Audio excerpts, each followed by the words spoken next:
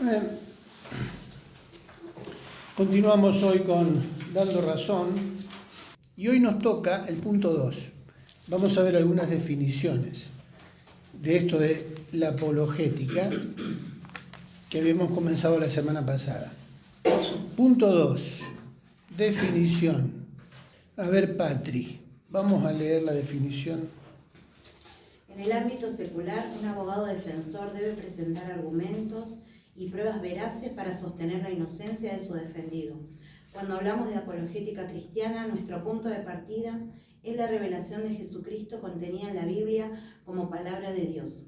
Ella es la que regula nuestras convicciones y nos ayuda a determinar qué es lo verdadero y correcto de acuerdo a sus enseñanzas. El término apología significa defensa y corresponde al idioma griego utilizado en el Nuevo Testamento y citado al menos 16 veces en sus diferentes variantes.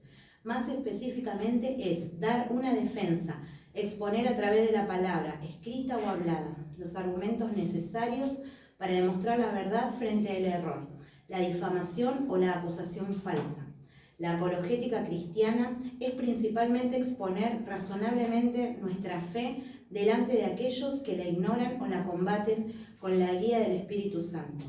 Y es necesario que el Evangelio sea predicado antes a todas las naciones, pero cuando os trajeren para entregaros, no os preocupéis por lo que habéis de decir, ni lo penséis, sino lo que os fuere dado en aquella hora, eso hablad, porque no sois vosotros los que habláis, sino el Espíritu Santo.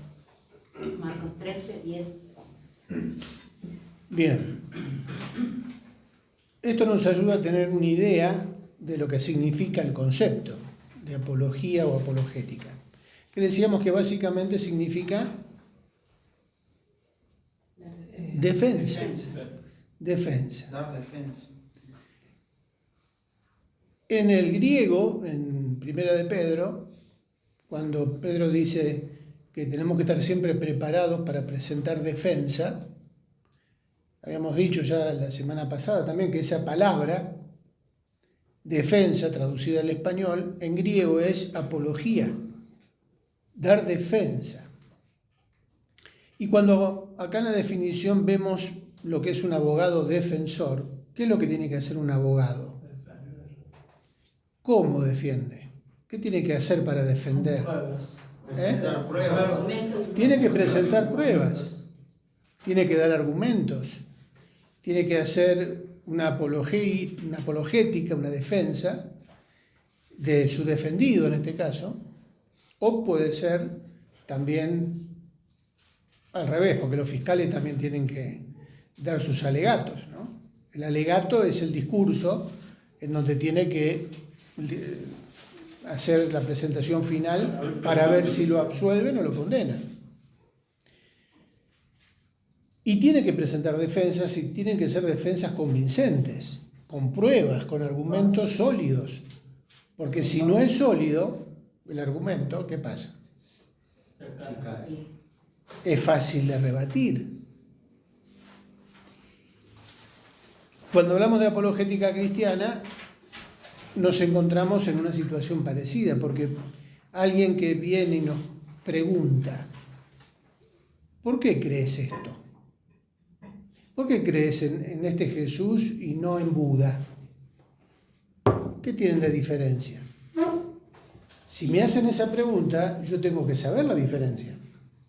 Si yo ignoro, o el otro me dice, bueno, pero al final, entonces, los dos son lo mismo. Los dos son buenos. ¿Es así? Y bueno, pero yo tengo que demostrarle. Si no, ¿cómo sostengo mi fe? Frente a una pregunta o frente a un interrogatorio o en un debate. Termino mal parado. Entonces por eso la importancia de conocer, de aprender.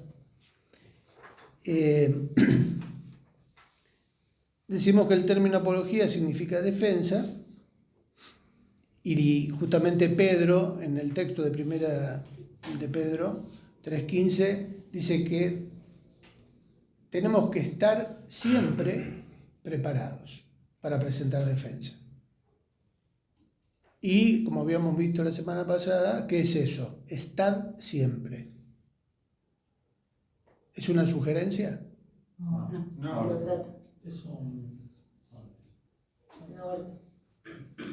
¿Es opcional? No. No. O sea, no. Tengo que estar siempre preparado. Sí, puedo tener la opción de no estar preparado. Pero eso trae sus riesgos, sus consecuencias. En este caso, en el contexto de Pedro, ¿cuál era el problema de la iglesia? ¿Qué tenían que enfrentar?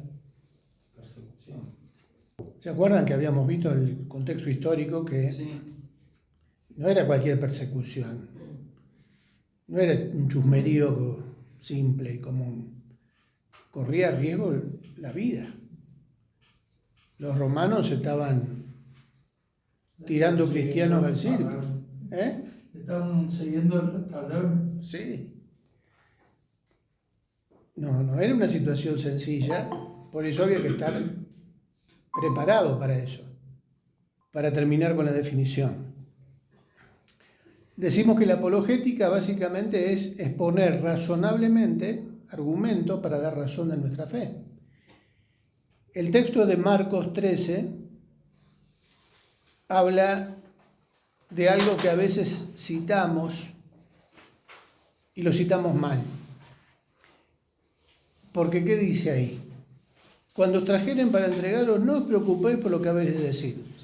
¿Se acuerdan que habíamos hablado de esto? Algunos dicen, ¿para qué estudiar?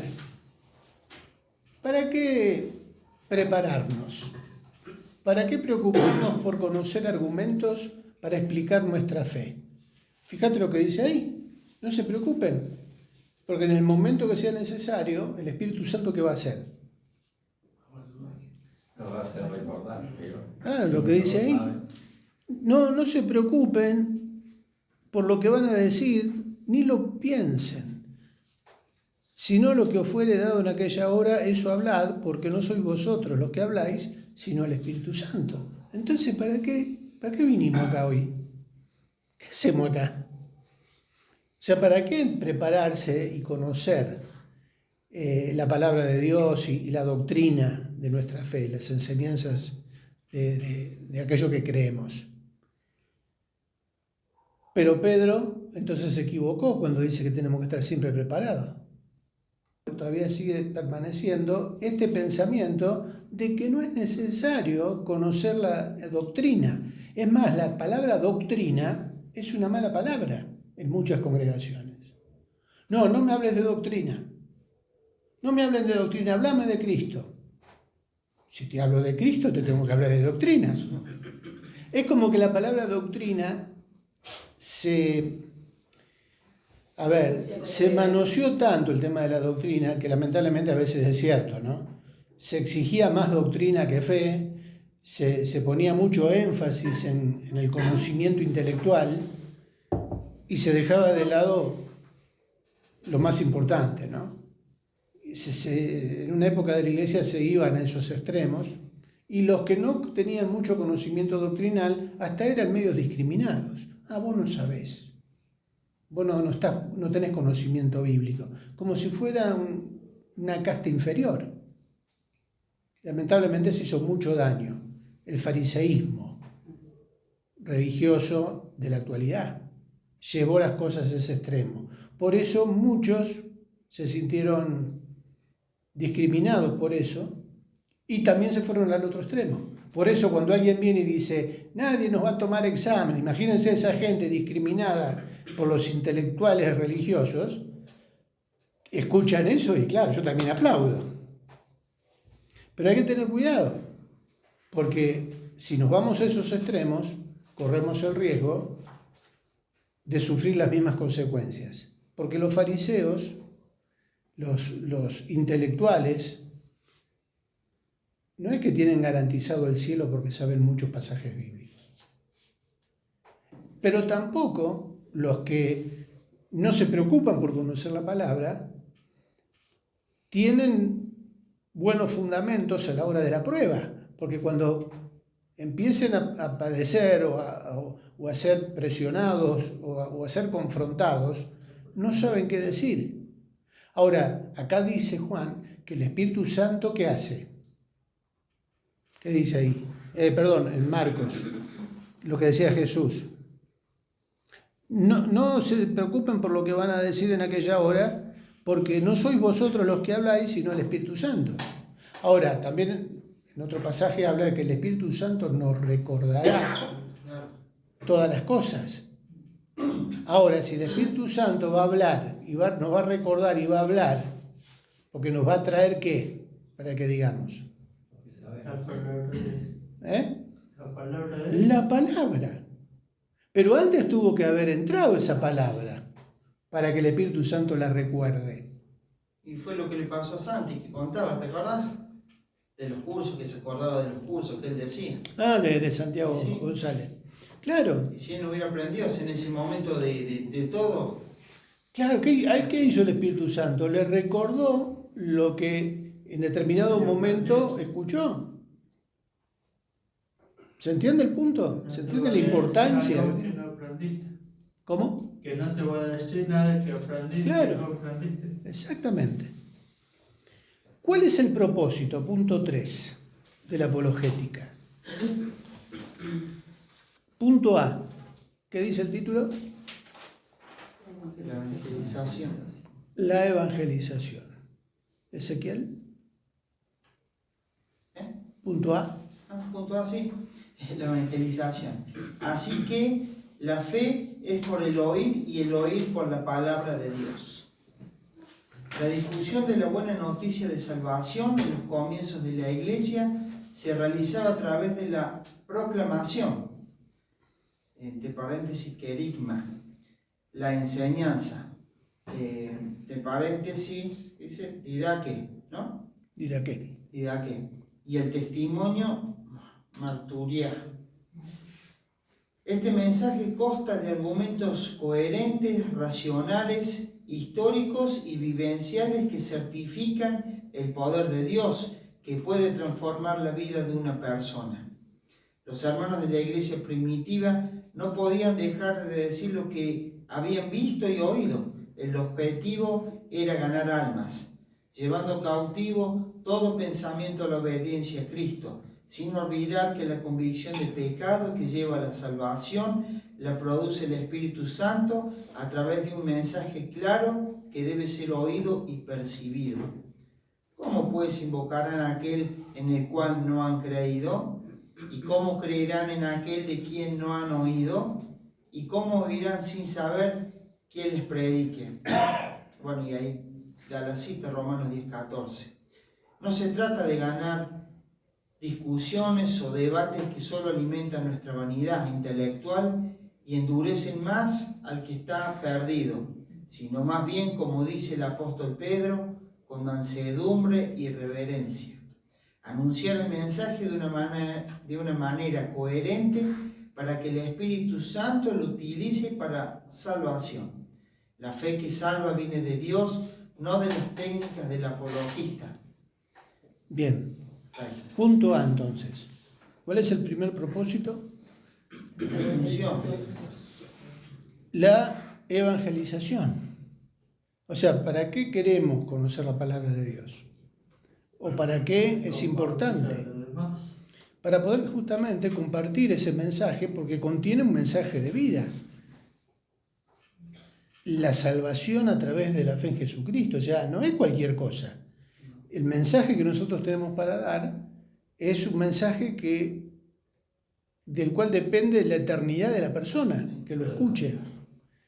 O sea, es importante prepararse para dar ese mensaje de tal manera que sea comprensible, entendible.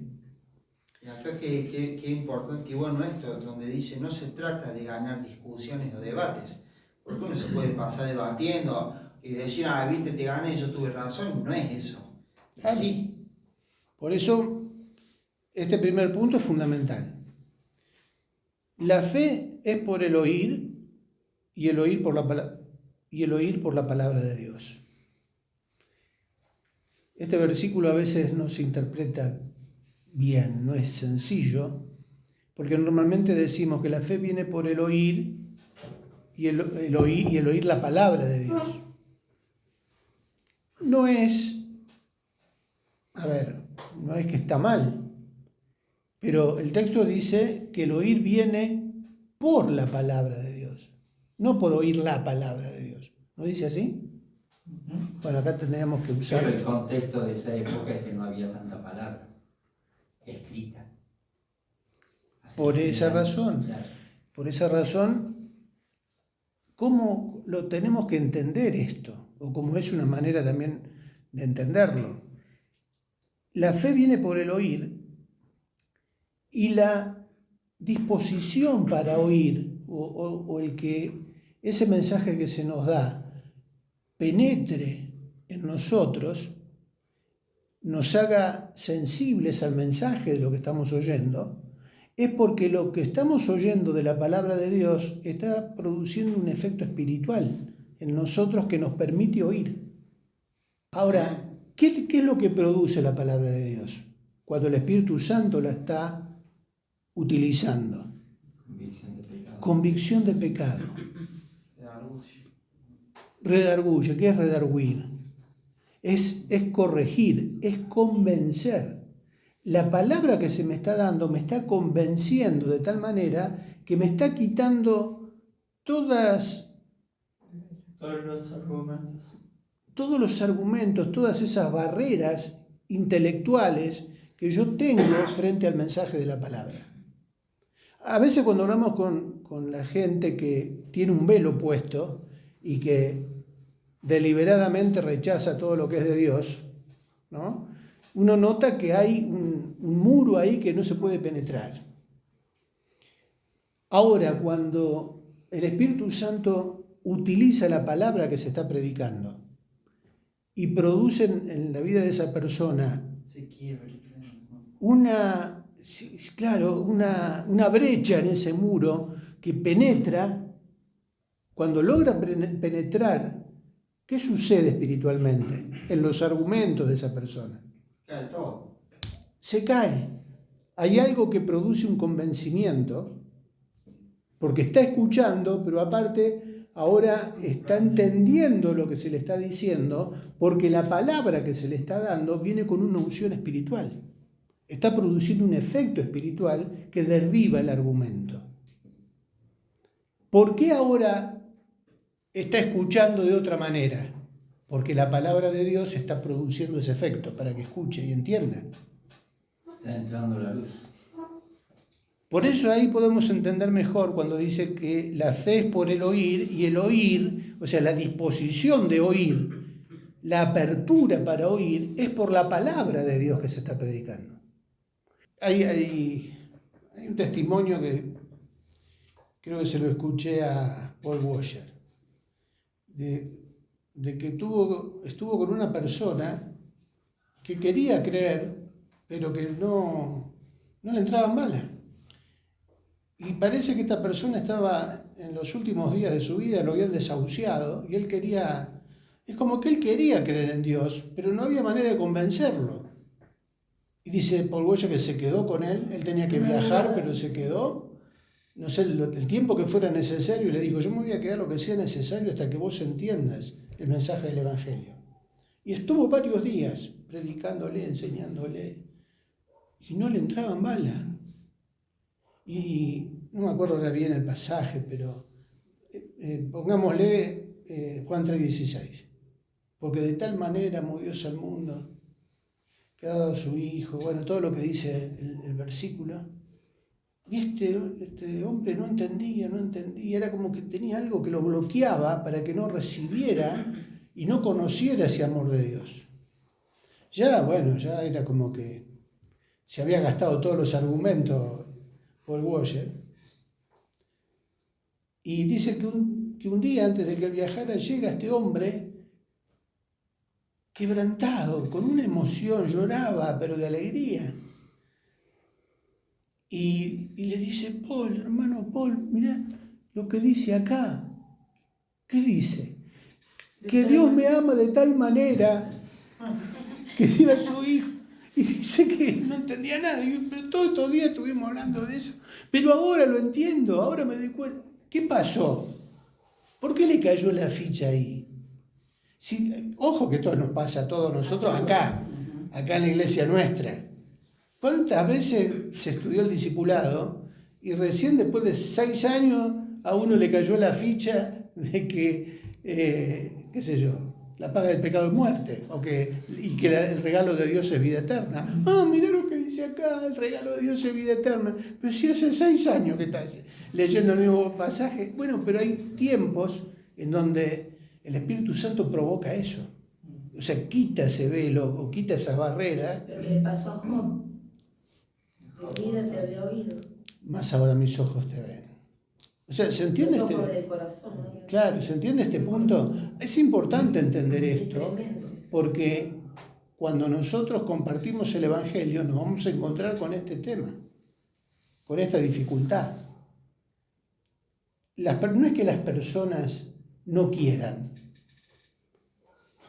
es que están en tinieblas y no tienen la luz para comprender hasta que en un momento el Espíritu Santo produce algo que les permite ver. Pero tantas veces te lo dije, o viene otra persona que le dice lo mismo y lo acepta. Pero si yo te lo dije toda la vida y te dije lo mismo. Están cerradas. Bueno, a veces... En su corazón. Eso pasa muchas veces, que tiene que venir un predicador de afuera para que se cansaron de predicar lo mismo y viene uno de afuera y... Claro, bueno. Por eso digo que es algo espiritual más que intelectual. Pero la apologética maneja argumentos intelectuales. Pero por eso digo, hay que tener cuidado con rechazar la enseñanza y la formación en la doctrina bíblica, porque tenemos que depender del Espíritu Santo, solamente. Y no nos estamos dando cuenta que el Espíritu Santo necesita tener una mente equipada con la palabra de Dios para poder utilizarla. Si no, estamos errando el vizcachazo. Decimos entonces que el propósito de la evangelización. En la iglesia primitiva existían estas 3 patas dentro de lo que era el ministerio evangelístico de la iglesia. La proclamación, la enseñanza y el testimonio. ¿Qué era la proclamación? La prédica.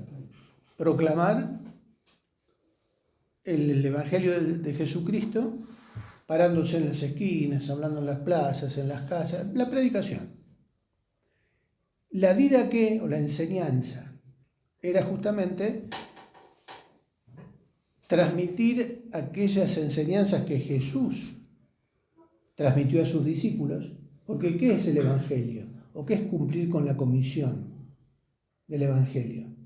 Mateo 28, 18 al 20. ¿Qué le dijo Jesús a los discípulos? Id y hacer ¿qué? Discípulos. Pero inmediatamente después de eso dice, bueno, bautizándolos en el nombre del Padre, del Hijo y del Espíritu Santo, y después de eso, enseñándoles que guarden todas las cosas que yo os he mandado.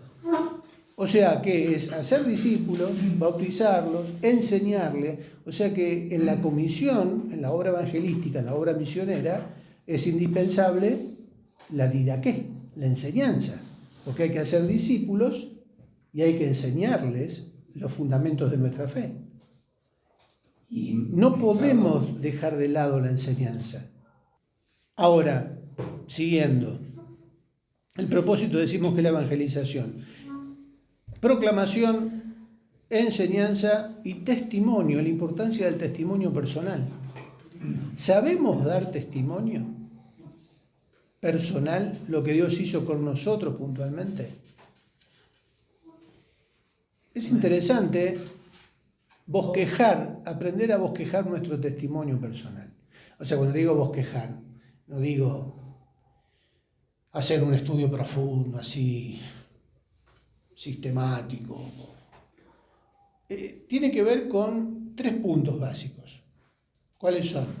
los puntos básicos para elaborar nuestro testimonio personal. En primer lugar, ¿cómo éramos nosotros antes de conocer al Señor? ¿Cómo era nuestra vida antes de conocer al Señor? En segundo lugar, ¿cómo conocí al Señor y qué sucedió? ¿Qué hizo Dios con mi vida? Y en tercer lugar,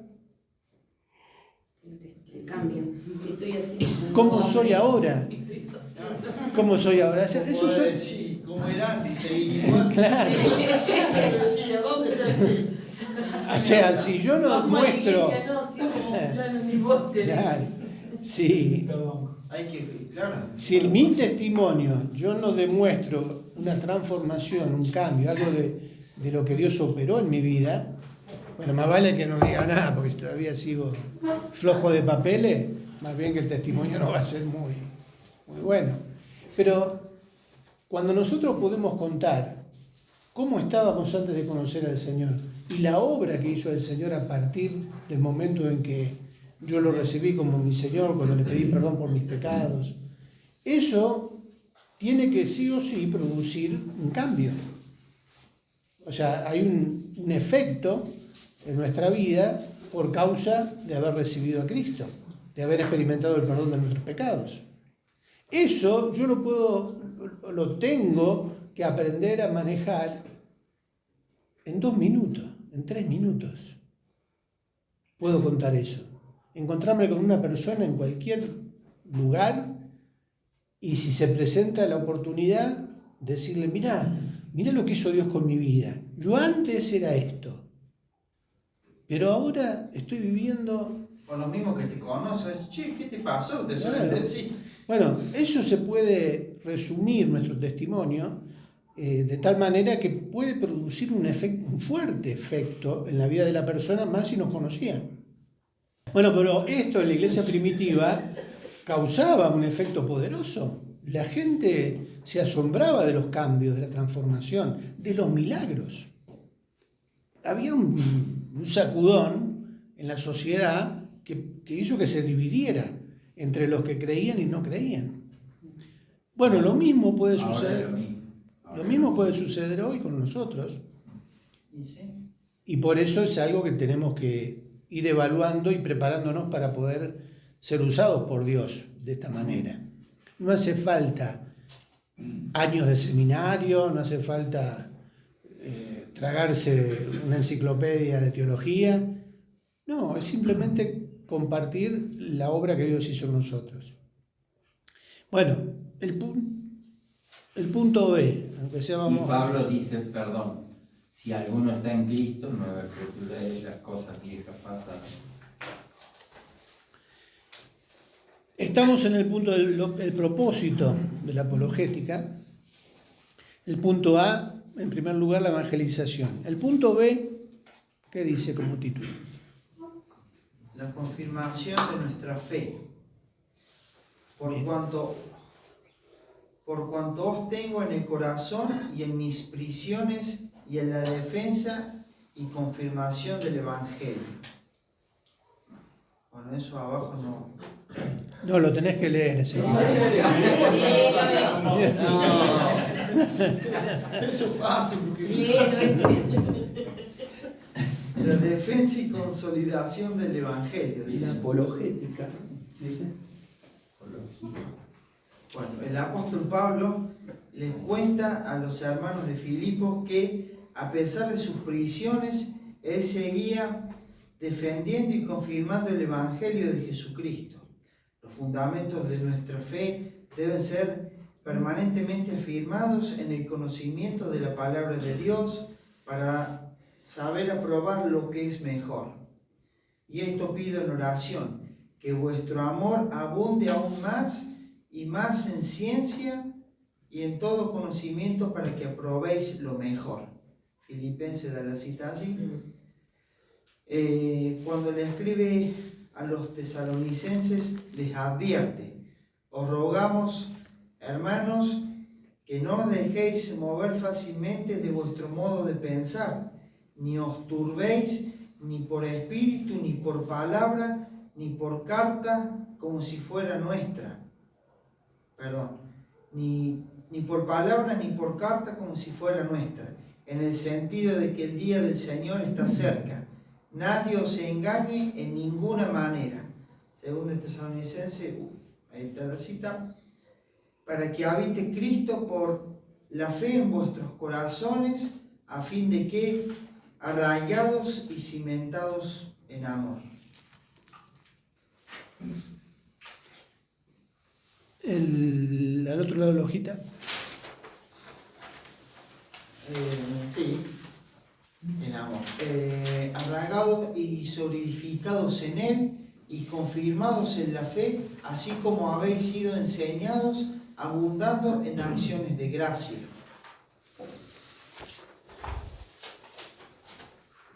Acá es donde nos damos cuenta de la importancia de la enseñanza, del conocimiento, de la ciencia. ¿Vieron que aparecen esos términos? Por cuanto tengo en el corazón y en mis prisiones y en la defensa y confirmación del Evangelio.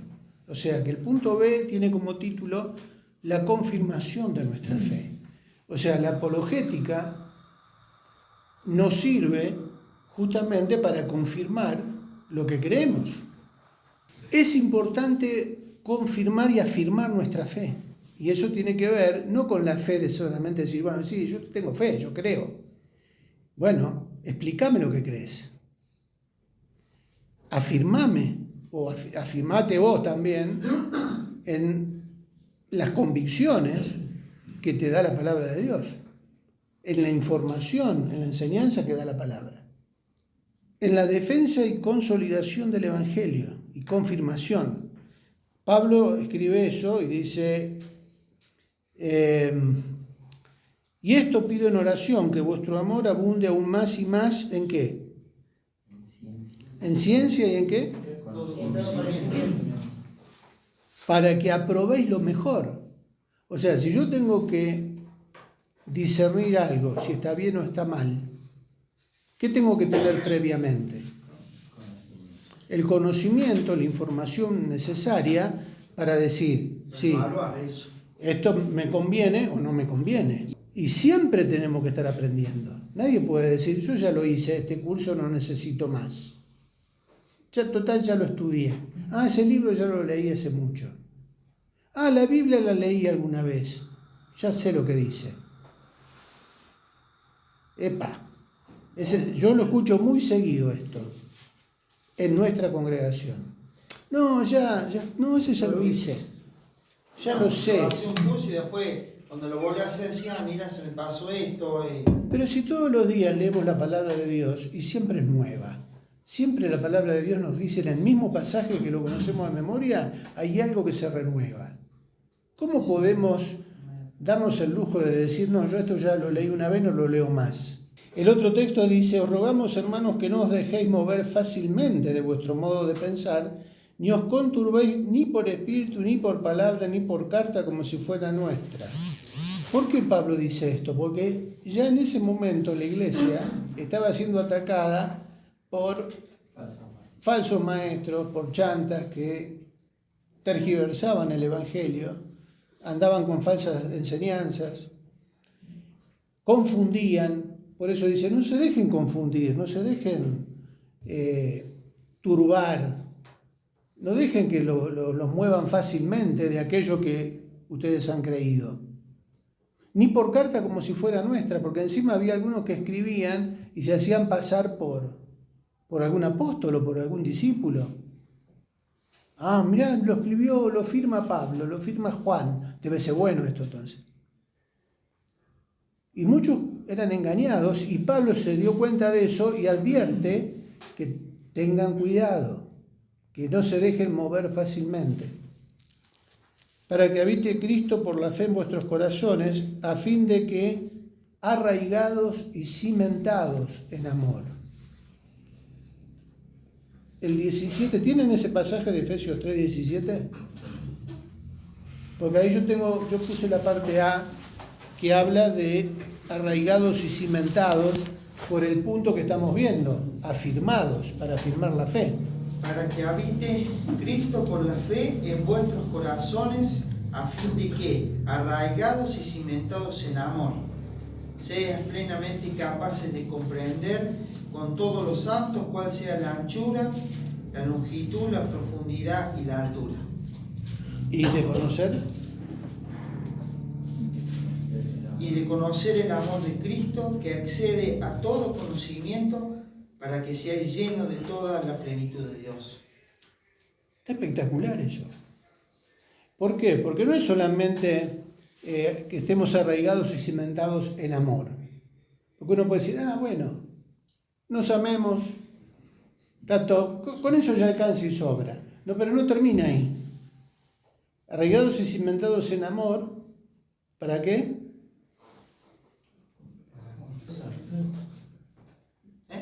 ¿Cómo si? Perdón. Seáis Arraigados y plenamente capaces de comprender con todos los santos cuál sea la anchura, la longitud, la profundidad y la altura, y de conocer el amor de Cristo que excede a todo conocimiento, para que seáis llenos de toda la plenitud de Dios. Para que seáis plenamente capaces de ¿qué? de comprender. Comprender. La comprensión. ¿De qué nos habla eso?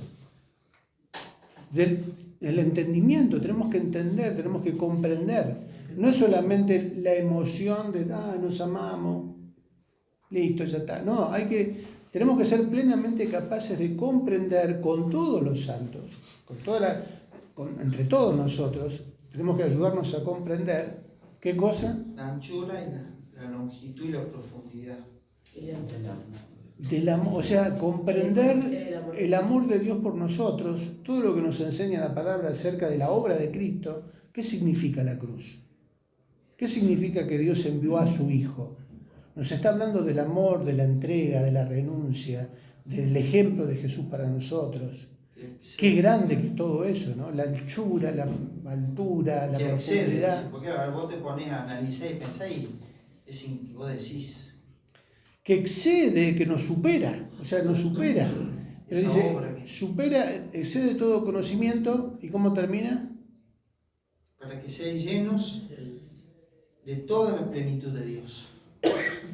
El comprender con todos los santos, el conocimiento de Dios, nos lleva a eso, a que podamos afirmarnos y estar seguros en esto que creemos.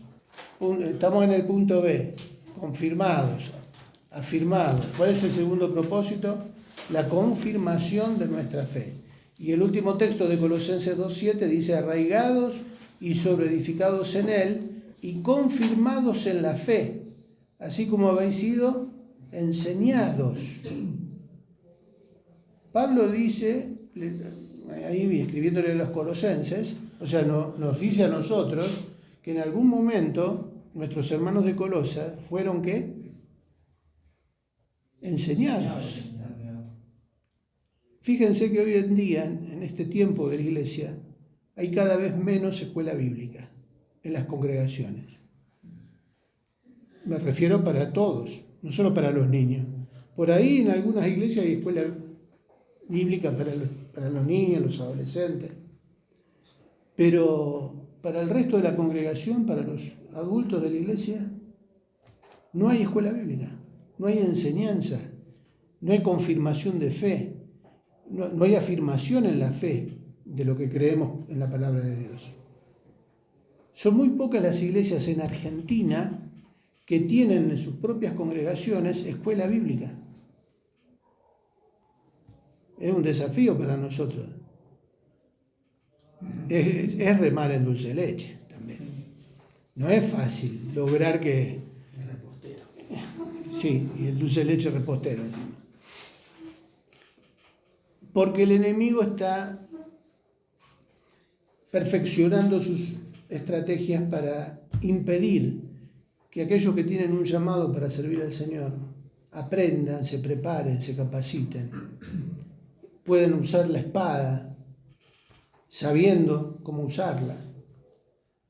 Y mientras mantenga las iglesias así, sin formación, sin preparación, sin enseñanza, sale con la suya e impide la gran comisión de Mateo 28, 18 al 20.